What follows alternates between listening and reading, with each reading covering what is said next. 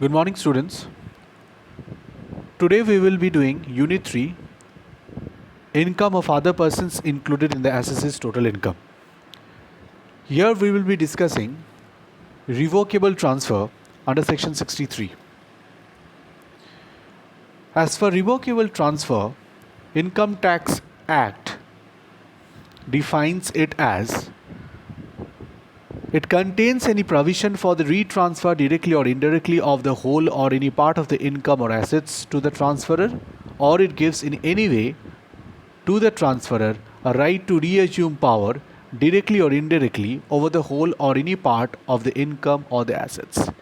That means if a transferor transfers any asset to transferee, then in that case there will be a condition that the transferee will retransfer such asset to the transferor directly or indirectly, whether in whole or in part of the entire income or assets to the transferor.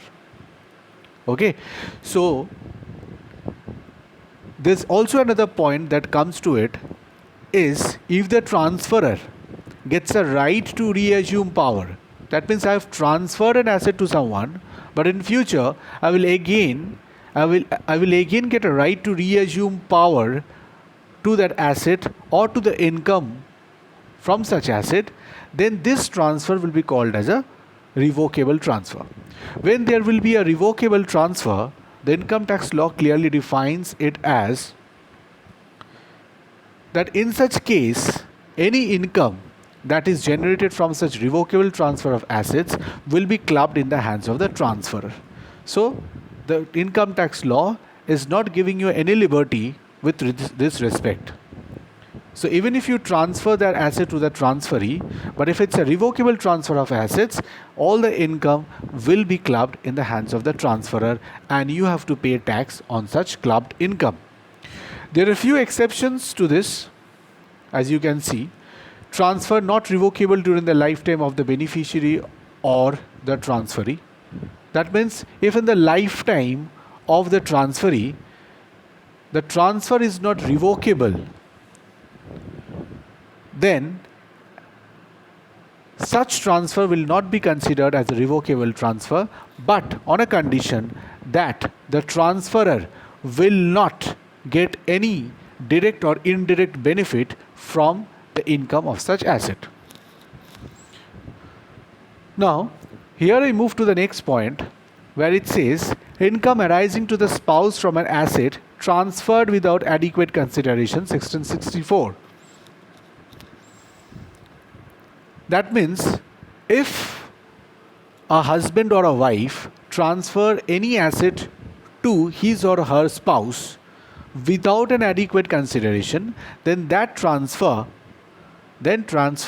will not be considered as a legit transfer in the eyes of the law. What it says, transfer of asset other than house property. So students, just remember that it is in case of asset other than house property. When there is a transfer of an asset other than house property directly or indirectly from one spouse to the other without adequate consideration or otherwise than in connection with an agreement to live apart. So if a transfer has been made without an adequate consideration or there is a transfer, suppose there is a transfer where it has arisen because of living apart. That means there is a divorce. There's a divorce, and on that basis you need to transfer some asset to your spouse. So in that case, it is considered as a legit one. So if there is no adequate consideration, if there is no agreement in connection of living apart, then such transfer will not be considered as a transfer, and any income arising from such transfer in the hands of the transferee will be clubbed in the hands of the transferor. Now, another point that I want to stress here is that if a transferor or if someone who transfers any asset to his or her spouse and in turn the spouse invests that asset in a business and earns an income, then in that case, the income that has been earned by the transferee or the spouse to whom it has been given, the transferee spouse, that income will be proportionately clubbed in respective hands. Now on this aspect, we will be doing a problem. Here, as you can see, Mr. Vaibhav started a proprietary business on 1/4/2018 with a capital of rupees 5 lakhs. He incurred a loss of rupees 2 lakhs during the year 2018-19. To overcome the financial position, his wife, Mrs. Vaishali, a software engineer, gave a gift of rupees 5 lakh on 1/4/2019, which was immediately invested in the business by Mr. Vaibhav. So as you can see, students, that Mrs. Vaishali, who is the wife of Mr. Vaibhav, has given rupees 5 lakhs on 1/4/2019 as a gift. That means it was without adequate consideration, and which Mr. Vaibhav immediately invested it in the business that he was running. After investing this amount, he earned a profit of rupees 4 lakhs during the year 2019-20. So the question says, compute the amount to be clubbed in the hands of Mrs. Vaishali for the assessment year 2021. There's a second question to it. If Mrs. Vaishali gave the said amount as loan, what would be the amount to be clubbed? So the total capital here, as we could see, 5 lakh was the initial capital that Mr. Vaibhav has invested, and from that he has incurred a loss of rupees 2 lakhs during 2018-19. So basically the total capital comes to rupees, the net capital comes to rupees 3 lakhs of Mr. Vaibhav. And at the same time, Mrs. Vaishali, who is a spouse of Mr. Vaibhav, has given Mr. Vaibhav a gift of rupees 5 lakhs. So total capital becomes 5 lakhs plus 3 lakhs, 8 lakhs. And out of 8 lakhs that has been invested in the business, Mr. Vaibhav earned a profit of rupees 4 lakhs. So this 4 lakhs has to be proportionately divided among the two individuals. Now in this case, as you can see in the problem, that 4 lakhs has been multiplied into 3 lakhs divided by 8 lakhs with in case of Mr. Vaibhav, and 4 lakhs into 5 lakhs divided by 8 lakhs in case of Mrs. Vaishali. So the capital contribution of Mrs. Vaishali comes to rupees 2,50,000. Sorry, not capital contribution, it is a profit. The profit portion of comes to rupees 2,50,000 of Mrs. Vaishali and 1,50,000 to that of Mr. Vaibhav's. Therefore, this 2,50,000 that has been earned by Mr. Vaibhav from the capital invested by Mrs. Vaishali, this 2,50,000 will be clubbed in the hands of Mrs. Vaishali.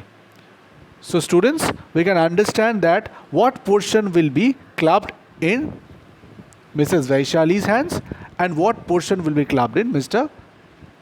Vaibhav's hands. Now the second question says that if Mrs. Vaishali gave the said amount as loan, what would be the amount to be clubbed? Here, as you can see, the solution says that in case Mrs. Vaishali gave the said amount of rupees 5 lakh as a bona fide loan, then clubbing provisions would not be attracted.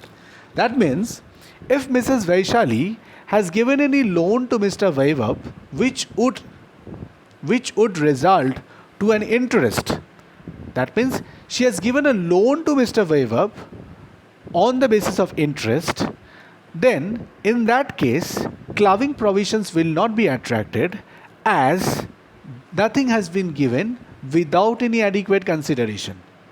Mrs. Vaishali will be charging a rate of interest on the amount given to Mr. Vaibhav. So therefore, there will not any clubbing provisions attracted here. So that is what has been written over here. So I hope you understand the solution. Now the next topic that it comes here is transfer of assets for the benefit of spouse.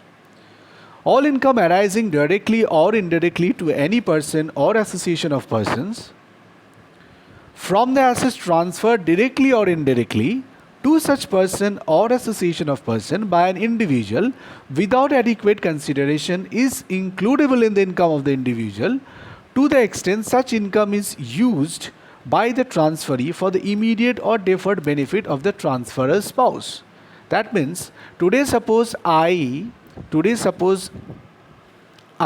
transfer any asset to any association of person, or to any person without an adequate consideration, and the income that will be generated from such asset will be used in the immediate effect, or in the deferred, for the deferred period, for the benefit of my spouse. So indirectly what I am doing is I am actually transferring the asset. I am in the name of the holder of the asset. I am showing that the person is someone else, but basically the income that has been generated from such asset is ultimately flowing to me, flowing to my spouse. So I am just evading or avoiding my tax by doing such wrong transfers which are not legit in the eyes of the law. So therefore such transfer, if it happens that it is ultimately in the immediate or deferred benefit of my spouse, then such income that will be generated from such asset will be clubbed in the hands of the transferor. So thank you students. I hope you understand what has been exactly given in the slides. We'll see you again. Thank you.